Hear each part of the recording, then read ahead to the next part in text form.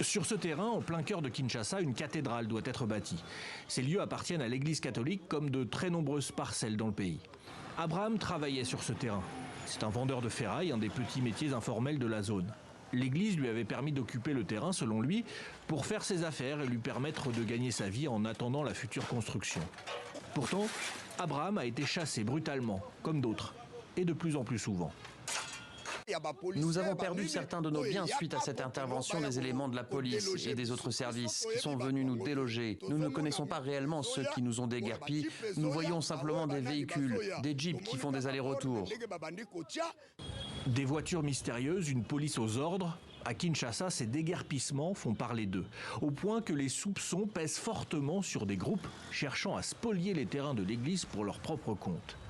De façon étonnante, c'est lors de la messe de Noël que l'archevêque de Kinshasa lui-même a dénoncé ces tentatives d'extorsion. Il y a un groupe de prédateurs, malheureusement, qui sont en situation de pouvoir. Généralement, ce sont des généraux, des colonels, de hauts magistrats et quelques hauts politiciens.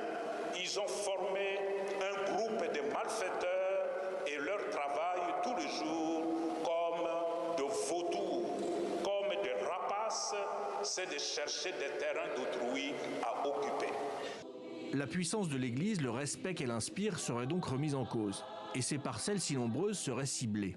Une menace prise au sérieux, une requête au ministère de la Justice a été déposée par l'Association congolaise pour l'accès à la justice, avec des demandes fortes. Faire évacuer tous les envahisseurs des concessions de l'Église catholique et de prendre aussi des mesures immédiatement pour empêcher toutes les constructions qui sont en cours.